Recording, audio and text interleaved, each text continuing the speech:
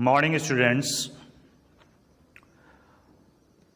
आज का जो चैप्टर है वो है आपका थर्ड यूनिट। इस यूनिट का नाम है classification of elements and periodicity in properties. हम अगर बात करें 2020 और 21 सेशन की, तो इसमें से काफ़ी पोर्शन हटा दिया गया है।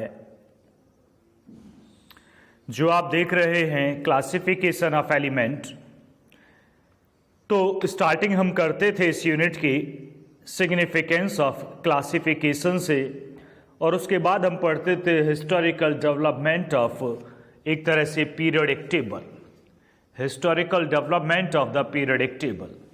तो उसमें आते थे स्टार्टिंग कहाँ से हुई क्लासिफिकेशन की, बढ़ते बढ़ते बढ़ते बढ़ते पीरियोडिक टेबल कैसे आई, तो पूरी रिसर्च उसमें होती थी, पूरी हिस्ट्री उसमें होती थी। तो इस सेशन से इस पोर्शन को हटा दिया गया है। हटा तो दिया गया है, लेकिन अगर हमें पीरियोडिक टेबल को समझना है तो पढ़ना तो पड़ेगा ही। तो हम आउटलाइन इसकी ज़रूर देंगे, क्योंकि हमें कनेक्टिविटी तो प्रोवाइड करनी ही होगी पीरियोडिक टेबल से। तो हम इसे पढ़ेंगे, लेकिन हम इसे लिखेंगे नहीं बस, तो पढ़ेंगे हम सारा ही। सबसे पहला पॉइंट इसमें आता है सिग्निफिकेंस ऑफ क्लासिफिकेशन। तो हम बताना स्टार्ट करते हैं, आप सुनते जाइए, कनेक्टिविटी आपको मिल जाएगी। लिखने का उतना वर्क यहां होगा नहीं। सिग्निफिकेंस ऑफ क्लासिफिकेशन मतलब हमें क्लासिफिकेशन की नीड ही क्यों है, हम क्लासिफाइड करना ही क्यों चाहते हैं एलिमेंट्स को। तो जब एलिमेंट्स डिस्कवर होते गए, बहुत सारे एलिमेंट का कलेक्शन भी हो गया, तो नीड हुई कि उन्हें क्लासिफाई किया जाए। अब क्वेश्चन है क्यों नीड हुई भाई? इंडिविजुअल भी तो पढ़े जा सकते थे। अगर हर एलिमेंट को इंडिविजुअल उसकी प्रॉपर्टीज को पढ़ा जाएगा तो बहुत समय लगेगा। तो एक सिस्टमैटिक स्टडी प्रोवाइड करने के लिए क्लासिफिकेशन की नीड हुई। समझ लीजिएगा, एक सही सिस्टमैटिक स्टडी के लिए, एलिमेंट्स की सिस्टमैटिक स्टडी के लिए हमने एलिमेंट्स को क्लासिफाई करना स्टार्ट किया। यही सिग्निफिकेंस है इस क्लासिफिकेशन का। तो आपको ये पॉइंट्स सुनने हैं, और वैसे होते भी सिलेबस में तो भी सुनने ही होते हैं, तो लिखना तो उतना भी फिर भी नहीं होता है।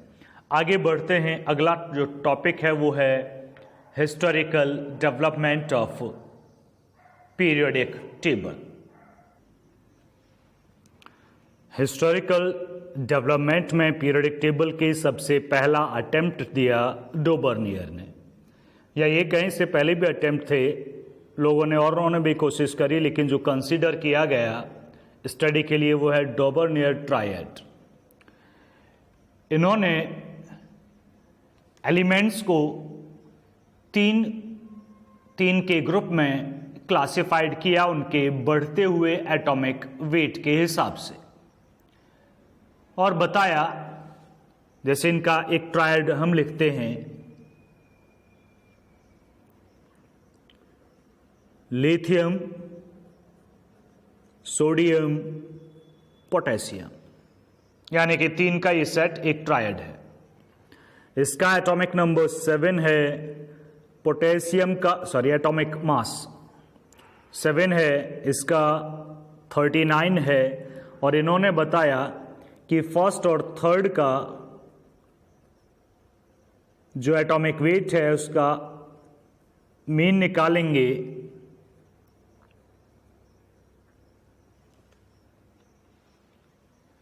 तो वो मिडिल वाले एलिमेंट के बराबर होगा या अप्रॉक्स बराबर होगा। यही डोबर्नियर का ट्रायड था। तो पहला क्लासिफिकेशन का अटेम्प्ट जो कंसीडर किया गया वो था डोबर्नियर triad. He arranged similar elements in groups of 3 and showed that their atomic weight were either nearly the same or the atomic weight of the middle element was approx the arithmetic mean of the other two. तो यही ये था, इस arithmetic mean mid के बराबर है तो इससे क्या होता है, नहीं होगा तो क्या हो जाएगा। तो इसका आंसर डोबरनियर के पास मिला नहीं, मतलब ये प्रॉपर्टी आ क्यों रही है ये नहीं पता था। और सबसे बड़ा फेलियर का कारण था कि ये सभी एलिमेंट्स को ट्रायड में बदल भी नहीं पाए। तो चूंकि कुछ हो ही नहीं पाया, पूरा क्लासिफिकेशन बन ही नहीं पाया, तो डोबरनियर ट्रायड रूल फेल हो गया। तो इसके फेल होने के रीजन आप क्लियरली लिख लें। मैंने क्या रीजन बनाए कि ये जो कॉन्सेप्ट था ट्रायड का, ये केवल लिमिटेड एलिमेंट्स के लिए ही हो पाया, तो ये सभी एलिमेंट्स पर अप्लाई ही नहीं हुआ, इसीलिए डिसमिस हटा दिया गया। अब आते हैं दूसरे पर, octaves, Newlands law of octaves. Second attempt पर आते हैं, दूसरा है Newlands law of octaves. Newland ने यह ऑब्जर्व किया, अगर एलिमेंट्स को उनके इंक्रीजिंग एटॉमिक मास में अरेंज करते हैं तो जो फर्स्ट एलिमेंट है उससे जो एट्थ एलिमेंट है उसकी प्रॉपर्टीज सिमिलर होती हैं। जैसे म्यूजिकल नोट होते हैं ना, सा रे गा मा, ऐसे अगर फर्स्ट ले लें सा तो जो एट्थ आएगा वो भी सा ही होगा, मतलब एक जैसा होगा। इन्होंने मतलब ये इस तरह से बताया, इसलिए म्यूजिकल स्केल का सहारा लिया गया। अदरवाइज सीधा सीधा था कि पहले एलिमेंट कोई सा भी ले लें तो उससे जो एट्थ होगा दोनों की प्रॉपर्टीज सिमिलर होंगी।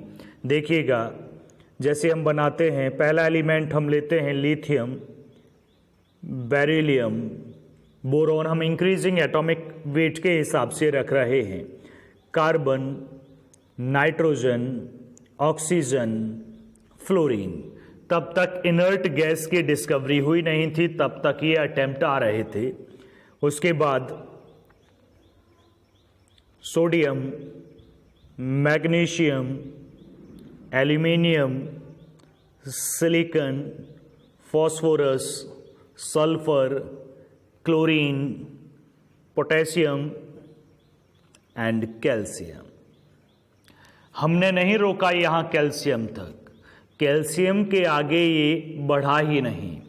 मतलब न्यूलैंड्स इस लॉ को केवल कैल्शियम तक ही, इस लॉ के हिसाब से केवल कैल्शियम तक ही एलिमेंट्स को क्लासिफाई कर पाए। इससे आगे भी एलिमेंट्स थे लेकिन उनका क्लासिफिकेशन इससे हुआ ही नहीं, और यही इसकी लिमिटेशन है। अब इसे देखते हैं, इसे वेरीफाई करते हैं ठीक है या नहीं।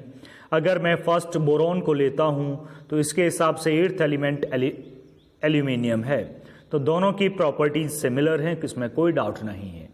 मैं फर्स्ट नाइट्रोजन लेता हूं तो एट्थ फॉस्फोरस है, सिमिलर प्रॉपर्टीज हैं। मैं फर्स्ट लिथियम लेता हूं तो एट्थ सोडियम है, उसका एट्थ पोटेशियम है, तो इनकी प्रॉपर्टीज सिमिलर है। तो लॉ तो सही था, बिल्कुल सही बोला गया था कि एट्थ एलिमेंट की प्रॉपर्टीज सिमिलर हैं, लेकिन समस्या ये हुई कि ये कैल्शियम के आगे क्लासिफाई कर ही नहीं पाए एलिमेंट्स को, और यही रीजन था कि ये कोई खास अटेम्प्ट के फॉर्म में कंसीडर हुआ ही नहीं और डिसमिस मतलब हटा दिया गया। आगे बढ़ते हैं नेक्स्ट पॉइंट पर। नेक्स्ट अटेम्प्ट पर आते हैं। सेकंड था न्यूलैंड्स लॉ ऑफ ऑक्टेव्स, और थर्ड अटेम्प्ट है क्लासिफिकेशन का लूथर-मेयर कर्व। लूथर-मेयर कर्व ये कर्व है, मतलब ये ग्राफ है, ये कोई क्लासिफिकेशन का अटेम्प्ट है ही नहीं, फिर भी इसे क्लासिफिकेशन में ऐड किया गया है। समझिएगा, लूथर-मेयर ने कभी भी क्लासिफिकेशन की बात नहीं की, उन्होंने बस एक ग्राफ प्रोवाइड किया और इस ग्राफ को ही क्लासिफिकेशन में ऐड किया गया। क्यों ऐड किया गया ये हम देखेंगे, पहले हम इस ग्राफ को समझने की कोशिश करते हैं। लूथर-मेयर ने जो ग्राफ खींचा था वो था एटॉमिक वॉल्यूम और एटॉमिक वेट के बीच, और उन्होंने पाया कि जो एलिमेंट्स हैं सिमिलर प्रॉपर्टीज वाले, उनकी पोजीशन इक्वल रहती हैं, बराबर रहती हैं। देखिएगा, he plotted a graph between atomic volumes and atomic weights of the elements and observed that the elements with similar properties occupied similar position on the curve. तो जिनकी प्रॉपर्टी, जिन एलिमेंट्स की properties एक जैसी थी, ग्राफ के ऊपर curve पर उनकी पोजीशन भी एक जैसी ही थी। इस ऑब्जर्वेशन से लूथर मेयर ने बताया, देखो एटॉमिक वॉल्यूम एक फिजिकल प्रॉपर्टी है जो एटॉमिक वेट पर डिपेंड करती है। तो यही उन्होंने बताया कि जो फिजिकल प्रॉपर्टीज होती हैं एलिमेंट्स की, वो उनके एटॉमिक वेट पर डिपेंड करती हैं। एक सर्टेन, जैसे जैसे एटॉमिक वेट चेंज होता है वैसे वैसे वो प्रॉपर्टीज भी चेंज होती हैं। मतलब these properties are the periodic function of their atomic weights. Last sentence यही है और यही सबसे ज्यादा इंपॉर्टेंस रखता है। Physical properties of the elements, underline कर लेना इसे, are a periodic function of their atomic weights. यानी कि जैसे जैसे आगे बढ़ने पर एटॉमिक वेट में चेंज आएंगे वैसे वैसे ही एलिमेंट्स की फिजिकल प्रॉपर्टीज में चेंज आएंगे। ये पता लगाया लूथर मेयर ने। हालांकि इन्होंने क्लासिफिकेशन की कोई बात की नहीं और इनके इस कॉन्सेप्ट को यूज किया मेंडलीफ ने। मेंडलीफ क्लासिफिकेशन का एक मेजर पार्ट है, तो सिलेबस में नहीं है तो हम उसे छोड़कर नहीं चल सकते थे, क्योंकि बिना उसके पीरियोडिक टेबल वर्ड इनकम्प्लीट ही रहेगा। मेन क्लासिफिकेशन का जो क्रेडिट है वो मेंडलीफ को ही जाता है। तो आगे बढ़ते हैं मेंडलीफ्स पीरियोडिक टेबल पर। मेंडलीफ्स पीरियोडिक टेबल। मेंडलीफ ने लूथर मेयर कर्व जो अभी हमने यूज किया, उनकी ऑब्जर्वेशन जो की थी physical properties of the elements are a periodic function of their atomic weight, को डायरेक्ट यूज कर लिया। यूज ही नहीं किया बल्कि उसमें उन्होंने अपना कॉन्सेप्ट भी ऐड कर दिया, जिसका कोई वेरिफिकेशन था नहीं, जिस पर कोई एक्सपेरिमेंट भी नहीं किया गया था, फिर भी इन्होंने उस कॉन्सेप्ट को भी उसमें मर्ज कर दिया। लूथर मेयर ने केवल फिजिकल प्रॉपर्टीज के लिए कहा था, physical properties of the elements are periodic function of their atomic weight. उन्होंने केमिकल प्रॉपर्टीज की बात नहीं कही थी। फिर भी लूथर मेयर के कॉन्सेप्ट फिजिकल प्रॉपर्टीज को तो मेंडलीफ ने लिया ही, साथ में केमिकल प्रॉपर्टीज वर्ड भी ऐड कर दिया, जिसके लिए कोई एक्सपेरिमेंट नहीं किए गए थे। तो मेंडलीफ ने सबसे पहले टेबल देने से पहले एक लॉ दिया। उन्होंने कहा the physical and chemical properties of the elements are periodic function of their atomic weights. ये रहा, the physical and chemical properties of the elements are periodic function of their atomic weights, पूरा लिख लेना। Chemical properties Luther mayor में नहीं थी, physical properties थी, फिर भी इन्होंने केमिकल प्रॉपर्टीज वर्ड ऐड कर दिया। तो लूथर मेयर जो कि एक क्लासिफिकेशन का अटेम्प्ट नहीं था, फिर भी क्लासिफिकेशन में पढ़ा जाता है क्योंकि हमें मेंडलीफ पढ़ना होता है।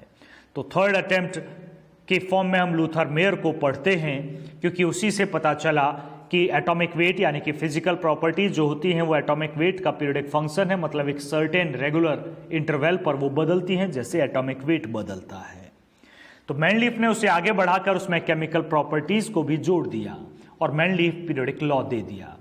अब उन्हें ये तो क्लियर हो गया कि एटॉमिक वेट के हिसाब से ही अरेंज करने हैं, और उस टाइम जितने भी एलिमेंट्स डिस्कवर्ड थे, प्रेजेंट थे, उन्होंने उन सभी एलिमेंट्स को इंक्रीजिंग एटॉमिक वेट के हिसाब से एक टेबुलर फॉर्म में अरेंज कर दिया।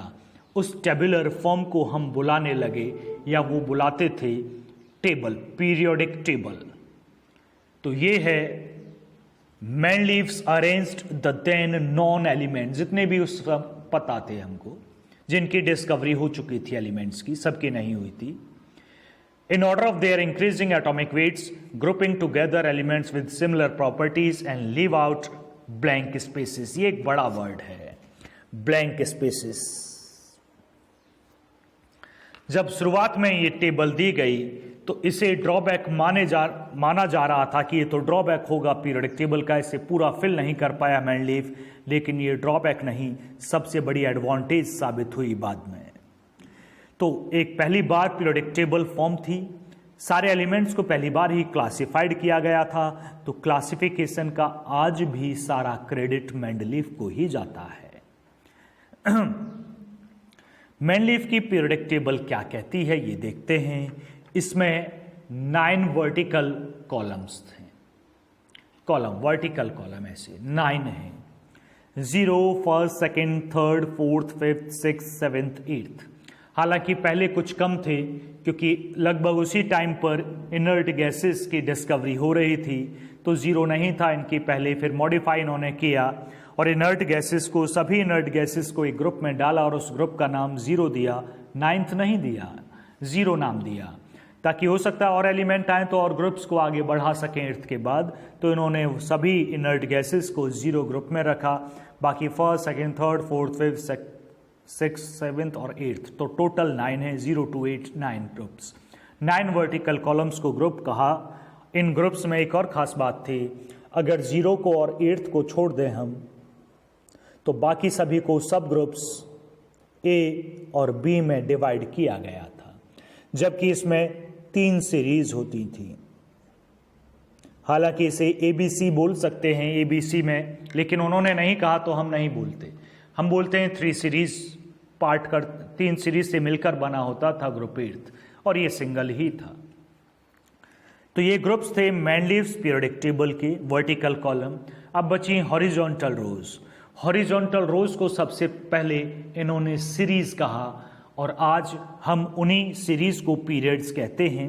मतलब मेंडलीफ ने सबसे शुरू में उन्हें सीरीज कहा, लेकिन बाद में बदल के पीरियड्स कर दिया। इनका नंबर 1 to 7 ही होता है, रोमन में नहीं देते कि 1st, 2nd, 3rd, 1, 2, 3, 4 देते हैं। ये मेंडलीव्स पीरियोडिक टेबल है। अब मेंडलीव्स पीरियोडिक टेबल के बाद एक बार उसे बुक में देख लेना कैसी बनी है। सिलेबस में ना सही, लेकिन हम इसके बिना स्टार्टिंग प्रोवाइड कर ही नहीं पाएंगे। स्टार्टिंग देनी है तो ये सब पढ़ना पड़ेगा, क्योंकि यूज ये होता चलेगा। तो इसकी सिग्निफिकेंस की बात करते हैं, हम बात ही करेंगे significance of Mendeleev's periodic table, या ये कहें advantage of Mendeleev's periodic table. इसके बाद डिसएडवांटेज की भी बात करेंगे मेंडलीव्स पीरियोडिक टेबल की, और इसके बाद जो एक्यूरेट आएगी फिर मॉडर्न पीरियोडिक टेबल, उसकी भी बात करेंगे। तो हम आगे बढ़ते हैं। Significance of Mendeleev's periodic table, या ये कहें advantage of Mendeleev's periodic table. पहली एडवांटेज की बात करते हैं, फर्स्ट पॉइंट। पहली एडवांटेज ये थी कि Mendeleev's periodic table provide systematic study of the elements. Systematic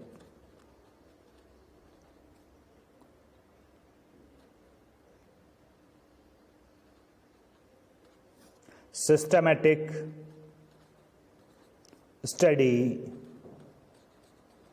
of the elements।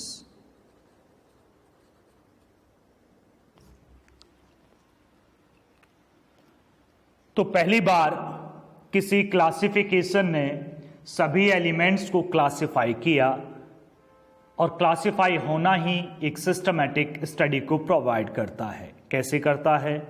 A groups में जितने भी एलिमेंट्स हैं उनकी प्रॉपर्टीज सिमिलर होती हैं, या एक जैसे जैसे ग्रुप में नीचे बढ़ जाते हैं तो एक रेगुलर ट्रेंड से चेंज होती हैं। तो एक सिस्टमैटिक स्टडी हमें एलिमेंट्स को करने के लिए मिल गई, यानी कि अब इंडिविजुअल एलिमेंट्स को नहीं पढ़ना पड़ेगा, पीरियड और ग्रुप में एलिमेंट्स जो हैं उन्हीं के हिसाब से उनकी प्रॉपर्टीज का पता चल जाएगा। सेकंड पर आते हैं, जो इसके ब्लैंक स्पेसेस थे, ध्यान देना, जो ब्लैंक स्पेसेस थे, जो खाली जगह मेंडलीफ ने छोड़ दी थी अपनी टेबल में, उनका बड़ा यूज था। या ये कहें कि सबसे बड़ा एडवांटेज, सबसे बड़ा सिग्निफिकेंस मेंडलीव्स पीरियोडिक टेबल का वही था। उसके लिए उन्होंने कहा कि ये उन एलिमेंट्स के लिए प्लेस मैंने छोड़े हैं जो अभी तक डिस्कवर नहीं हुए और फ्यूचर में डिस्कवर होंगे। इसका मतलब है ये तो फ्यूचर की बात ये कर रहे हैं, तो ये प्रिडिक्ट कर रहे हैं, तो इसका यूज किया जाने लगा प्रिडिक्शन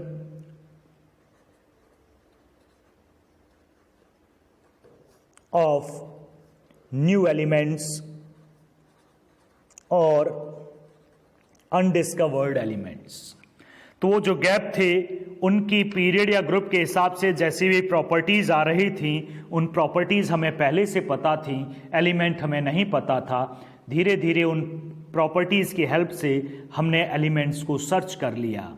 जैसे इन्होंने सिलिकॉन के नीचे, आज की टेबल अगर देखोगे, SI सिलिकॉन एटॉमिक नंबर 14 के नीचे ब्लैंक स्पेस छोड़ा था और उस स्पेस को नाम दिया इका सिलिकॉन, EKA, इका सिलिकॉन। EKA का मतलब होता है,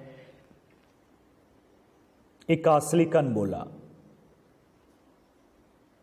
इका का मतलब होता है जैसा, तो सिलिकॉन जैसा। और बाद में सिलिकॉन के नीचे जो इका सिलिकॉन से बोला गया था मिला, वो था जर्मेनियम, और जर्मेनियम की प्रॉपर्टी सिलिकॉन जैसी ही थी।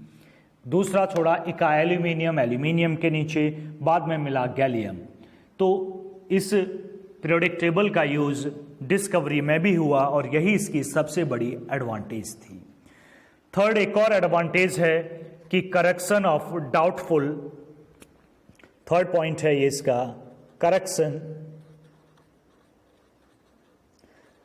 Correction and doubtful. मतलब समझिएगा कि ऐसे एलिमेंट्स, कुछ एलिमेंट्स के जब इन्होंने अरेंज किया एटॉमिक वेट के इंक्रीजिंग ऑर्डर में अरेंज कर रहे थे, तो उस वक्त कुछ एलिमेंट्स टेबल में फिट नहीं हो रहे थे, तो उन एलिमेंट्स का एटॉमिक मास गलत था। इन्होंने उसे करेक्ट किया और करेक्ट करके वो इनकी टेबल में फिक्स हो गए। तो इसे नेक्स्ट एडवांटेज हम बुलाते हैं correction of doubtful atomic weights.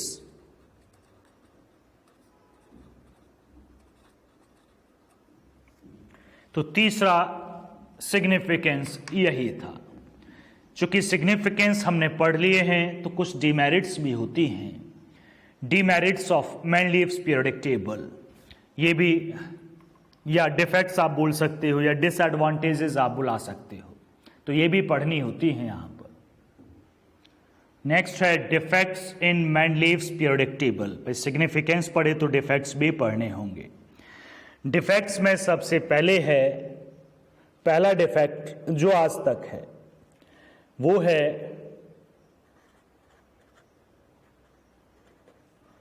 Position of hydrogen. Hydrogen की पोजीशन को लेकर है। हाइड्रोजन की कुछ प्रॉपर्टीज मेटल से बिलोंग करती हैं, जैसे कि ये इलेक्ट्रॉन लूज करके पॉजिटिव आयन बनाता है, जैसे मेटल्स बनाती हैं, फर्स्ट ग्रुप की मेटल सिंगल पॉजिटिव। कुछ प्रॉपर्टीज इसकी हैलोजन से भी मैच होती हैं। हैलोजन जैसे Cl नेगेटिव, तो ये H नेगेटिव भी बनाता है। ये इसकी फर्स्ट ग्रुप से मैच करती हैं। हैलोजन 7th ग्रुप में थी तो ये 7th ग्रुप से मैच करती हैं। तो मेंडलीव्स हाइड्रोजन की पोजीशन फर्स्ट ग्रुप में रखें या 7th ग्रुप में, ये क्लियर नहीं था, ये तो आज तक क्लियर नहीं है। आगे बढ़ते हैं। सेकेंड थी, some similar elements are present in different groups. Some similar elements are present in different group.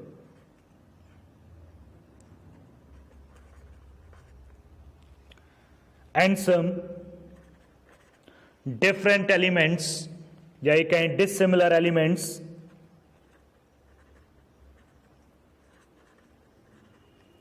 present in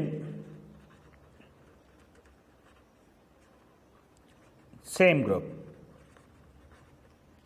ऐसे भी कुछ एग्जाम्पल सामने थे, मतलब कुछ सिमिलर एलिमेंट्स डिफरेंट ग्रुप में थे और कुछ डिसिमिलर एलिमेंट्स एक ही ग्रुप में थे। तो ऐसे भी कुछ सामने आए, लेकिन ये बहुत बड़ी बात नहीं थी। सबसे बड़ी प्रॉब्लम है third, position of isotopes. Third he problem थी, थर्ड कैटेगरी। आइसोटॉप्स होते हैं एक ही एलिमेंट के वो एटम्स जिनका मास नंबर अलग अलग होता है, जिनका एटॉमिक मास अलग अलग होता है। अगर इनका एटॉमिक मास अलग अलग है तो मैनलीफ ने एटॉमिक मास के हिसाब से टेबल बनाई, तो इसकी पोजीशन अलग होनी चाहिए, इसकी पोजीशन अलग होनी चाहिए, इसकी पोजीशन अलग होनी चाहिए, क्योंकि इनका मास अलग अलग है। लेकिन एक ही एलिमेंट के एटम है तो एक ही एलिमेंट को 3 पोजीशन पे कैसे रखा जा सकता था? तो इन्हें 3 पोजीशन पे रखा ही नहीं जा सकता था, चूंकि एक एलिमेंट है हाइड्रोजन, है तो एलिमेंट एक ही, एटम के मास अलग अलग है। तो चूंकि एटॉमिक मास के हिसाब से टेबल थी तो अलग अलग पोजीशन होनी चाहिए, लेकिन एक एलिमेंट को अलग पोजीशन नहीं दी जा सकती थी। यही रीजन था कि ये आइसोटॉप्स की पोजीशन को क्लियर कर ही नहीं पाए। तो हम सीधा सीधा बोलते हैं कि मेंडलीव्स टेबल की मेनली जो ड्रॉबैक है वो है पोजीशन ऑफ आइसोटॉप। ये नहीं होती तो ये भी हाइड हो जाती और ये भी। तो सबसे बड़ी जो ड्रॉबैक है वो क्या है? Position of isotopes. अगर आप एटॉमिक वेट के हिसाब से क्लासिफाई करते हैं तो आइसोटॉप्स की पोजीशन तो कभी क्लियर हो ही नहीं सकती है, क्योंकि इनका एटॉमिक, एक ही एलिमेंट का एटॉमिक मास अलग अलग है, तो अलग पोजीशन दीजिए या तो, और अलग अलग पोजीशन देते हैं तो एक एलिमेंट को अलग पोजीशन नहीं दी जा सकती है कि 3 पोजीशन एक ही एलिमेंट की, ये पॉसिबल था ही नहीं। तो यही रीजन था इसके फेल होने का। फेल जरूर हुई मेंडलीव टेबल, लेकिन सबसे इंपॉर्टेंस है, सबसे ज़्यादा क्रेडिट क्लासिफिकेशन का अभी भी मेंडलीव को ही जाता है। आगे बढ़ते हैं। इसे फेल होने के बाद दूसरी टेबल दी गई मॉडर्न पीरियोडिक टेबल।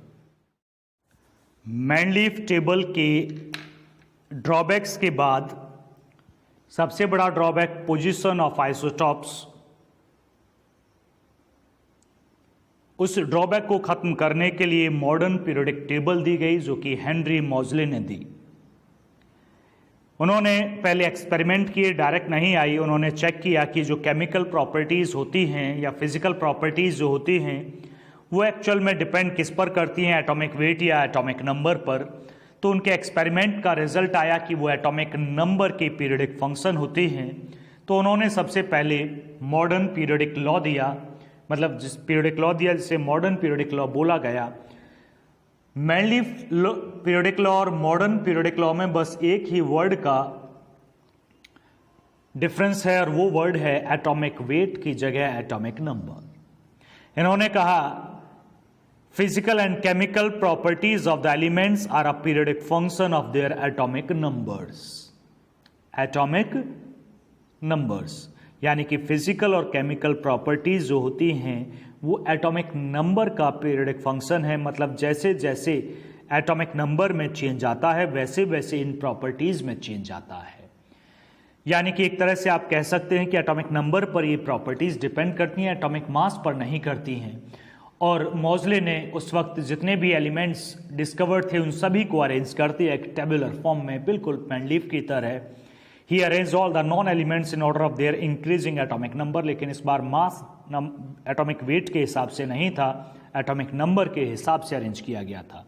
और कमाल की बात यह है किसी भी एलिमेंट की पोजीशन चेंज नहीं हुई थी।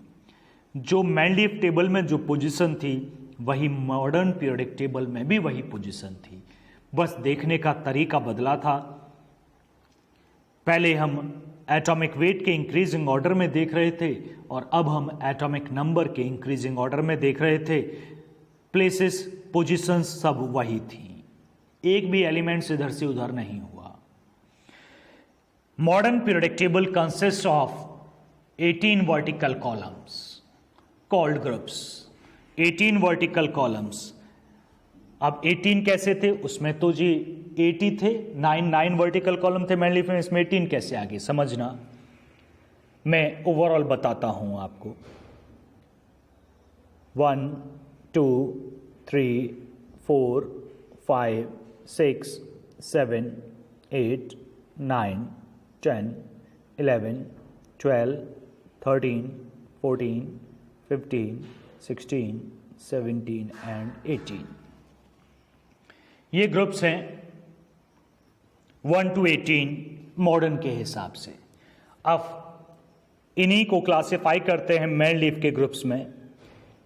ये है फर्स्ट ए, ये है सेकंड ए, ये है थर्ड बी, ये है फोर्थ बी। देखो ए बी तो क्लासिफाई किए थे ना उसने। ये है fifth B, sixth B, seventh B.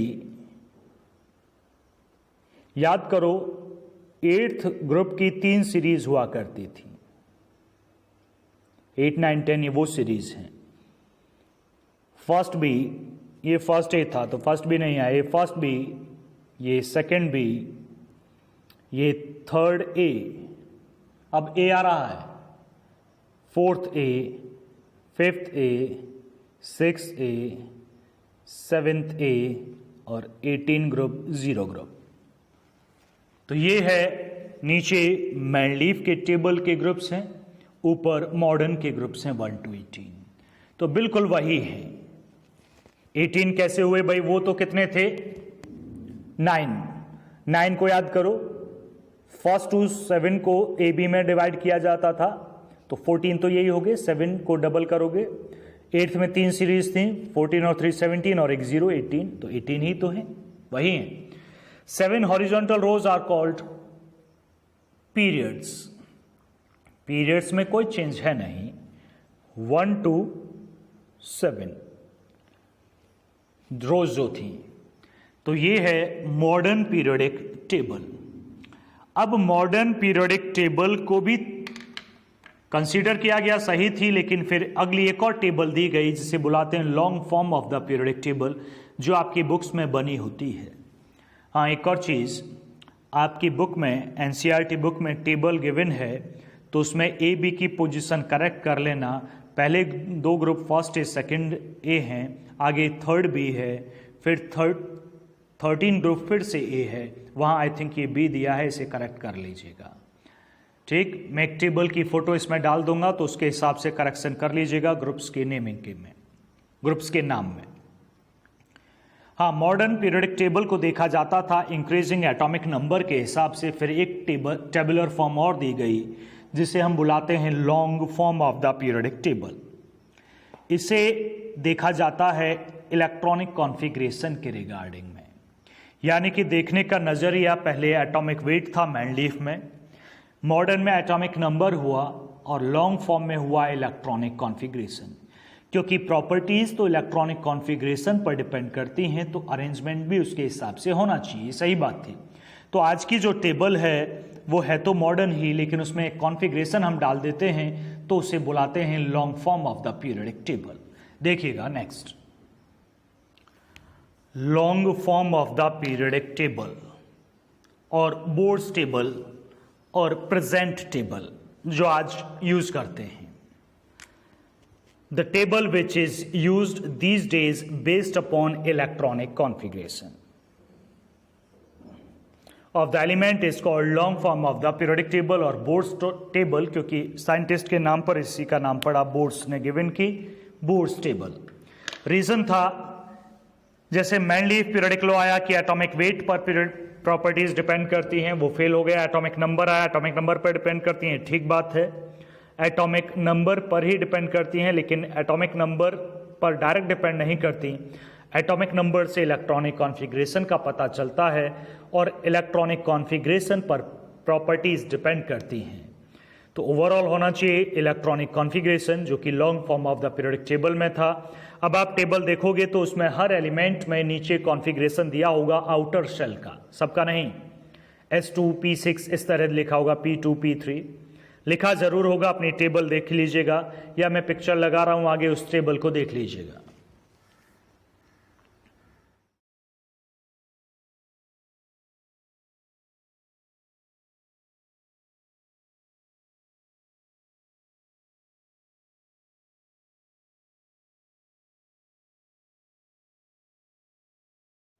Periodic table के हिस्टोरिकल डेवलपमेंट के बाद हम आगे बढ़ेंगे। आपको ये सारा हिस्टोरिकल डेवलपमेंट लिखना ज़रूर है, पढ़ना भी होगा, क्योंकि कनेक्टिविटी तभी हो पाएगी, आपको कनेक्टिविटी मिल ही तब पाएगी। तो हमने बहुत ज़्यादा ब्रीफ में एक्सप्लेन नहीं किया है, शॉर्ट में है तो आप सारा लिखें। तो आगे हम बढ़ते हैं। टेबल हमारे पास अब है, long form of the periodic table हम रखते हैं अपने पास, या मॉडर्न पीरियोडिक टेबल। और उसे हम आगे बढ़ाएंगे। लेकिन उसमें जो प्लेसेस अगर आप देख रहे हैं, जैसे कि अभी टेबल देख लें, तो उसमें जब एलिमेंट्स देखेंगे आप 117, 118, 116, 115 ऐसे, तो उनके जो नेमिंग की दी गई है वो IUPAC है, वो नाम है नहीं। मैटर ये है कि एटॉमिक नंबर 92 है यूरेनियम का। टेबल साइड में रखिए अपने, NCERT में टेबल है तो उसे साइड में रखिएगा देखने के लिए। तो जो पीरियोडिक टेबल है 92 एलिमेंट है यूरेनियम। यूरेनियम एलिमेंट्स तक जो एलिमेंट्स डिस्कवर हुए वो नेचर में हमें मिले तो नेचुरल होते हैं, और 92 के बाद 93, 94, 95 से लेकर आगे तक जितने भी एलिमेंट्स आप लिखे देख रहे हैं वो सब मैन मेड हैं, सिंथेटिक हैं, ये हमने बनाए। 92 तक भी पूरे सिंथेटिक नहीं हैं, और सॉरी पूरे नेचुरल नहीं हैं। 92 तक हम बोल देते हैं कि भाई 92 नेचुरल, यूरेनियम तक नेचुरल है, उसके बाद सिंथेटिक हैं, ये सही बात है। लेकिन 92 से पहले भी दो एलिमेंट ऐसे हैं जो कि सिंथेटिक हैं। एक है PM, प्रोमीथियम नाम है इसका, एटॉमिक नंबर 61 है, एटॉमिक नंबर 61। एक है TC, टेक्नीशियम नाम है इसका, और ये एटॉमिक नंबर है 43। ये दो एलिमेंट्स भी ऐसे हैं जो सिंथेटिक हैं, नेचुरल नहीं हैं। तो हम बात कर रहे थे कि यूरेनियम के बाद सब सिंथेटिक हैं, मैन मेड है, हमने बनाए आर्टिफिशियल ट्रांसम्यूटेशन से। ये आप चैप्टर फिजिक्स का आएगा, न्यूक्लियस 12th क्लास में, वहाँ सीखोगे कि एक एलिमेंट को दूसरे एलिमेंट में कैसे बदला जाता है। आगे हम बढ़ेंगे। तो हम बात कर रहे थे जब 100 के बाद बहुत सारे एलिमेंट सामने आने लगे तो उन्हें अप्रूवल में दिक्कत हुई, उसके नाम में दिक्कत हुई, तो बहुत सारे एलिमेंट सामने आए तो हमने उनकी एक IUPAC नेमिंग बना ली। हालांकि कुछ के कॉमन नाम भी दिए गए, लेकिन IUPAC भी वैलिड है। और 113 के आगे तो आप देखोगे कि सभी के नाम आपकी पीरियोडिक टेबल में IUPAC ही लिखे हुए हैं। तो उनका एक तरीका होता है, IUPAC नेमिंग करने का एक पर्टिकुलर वे है, उसे हम देखते हैं। आप 100 से ऊपर अगर आपका एलिमेंट का एटॉमिक नंबर है तो आप उसके लिए IUPAC नेमिंग कर सकते हो। देखो हेडिंग क्या है, IUPAC nomenclature of elements with atomic number greater than 100। तो ऐसे एलिमेंट जिनका एटॉमिक नंबर 100 से ज़्यादा है उनके लिए ये वैलिड है, आप सभी के लिए ये कर सकते हैं। देखते हैं, इसके लिए कुछ पढ़ना पड़ता है। एक नंबर है 0, 0 को हम लिखते हैं निल। एक पूरी टेबुलर फॉर्म है, बना लीजिएगा। 1 को लिखते हैं अन, 2 को लिखते हैं बाई, 3 को लिखते हैं ट्राई, वैसे भी कॉमन ही है, 3 को ट्राई ही बोलते हैं। 4 को लिखते हैं क्वाड, टेट्रा भी बोलते हैं, यहां क्वाड लिखते हैं। 5 को बोलते हैं पेंट, जैसे ऑर्गेनिक की IUPAC में आपने पढ़ा। आगे बढ़ाएंगे, 5 के बाद मैं 6 इधर लिख लेता हूं। 6 को बोलते हैं हेक्स, मैं बीच में लाइन भी खींच देता हूं। 7 को बोलते हैं सेप्ट, ऑर्गेनिक में हेप्ट बोलते हैं, यहां सेप्ट है, SEPT। 8 को बोलते हैं ऑक्ट, और 9 को बोलते हैं N। अब इनके सिंबल की भी बात हो जाए। जो इनका पहला अल्फाबेट है वही इनका सिंबल है। इसका क्या है, N, इसका क्या है, U, स्मॉल u, इसका क्या है, B, इसका क्या है, T, इसका Q, इसका P, इसका H, इसका S, इसका O, और इसका E, EN, सिंपल E। अब कैसे करेगा काम, कैसे करेगा ये फॉर्मूला, ये देखिएगा। मान लेते हैं हमारे पास है एटॉमिक नंबर 115, एटॉमिक नंबर है 115। तो 1 को क्या बुलाते हैं, पहले 1 को 1 अन, प्लस दूसरा भी 1 है तो ये भी अन, 1 को अन ही बुलाते हैं। 5 को क्या बुलाते हैं? 5 पेंट। और सभी के लास्ट में आपको EM जोड़ना है, IUM। तो इसका नाम बन गया अन पेंटियम, अन पेंटियम। नाम लिखने का तरीका, पहला अल्फाबेट कैपिटल हो, बाकी सब स्मॉल हो। सिंबल भी लिखा जाएगा, भाई एलिमेंट है तो सिंबल होना चाहिए। पहला इसका अल्फाबेट, दूसरा इसका, तीसरा इसका। पहला कैपिटल, फिर स्मॉल, फिर स्मॉल। तो क्या नाम आया? UUP। हम आपको देते हैं दूसरा, हम कहते हैं आप लिखें 127। एटॉमिक नंबर कितना दिया गया? 127। तो इसे आप कैसे करेंगे? 1 को तो वही लिखेंगे अन,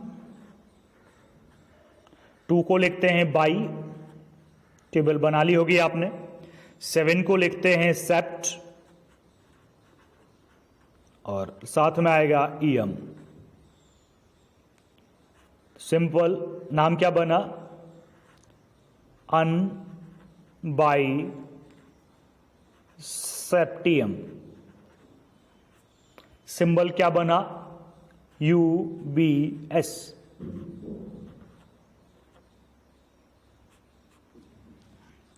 तो ये है IUPAC नेमिंग। 100 एटॉमिक नंबर से ऊपर वालों के लिए ये की जा सकती है और ये वैलिड है। तो ये था पीरियोडिक टेबल की हिस्ट्री के बाद IUPAC नॉमेनक्लेचर उन एलिमेंट्स के जिनका एटॉमिक नंबर 100 से ज़्यादा है। आगे बढ़ते हैं।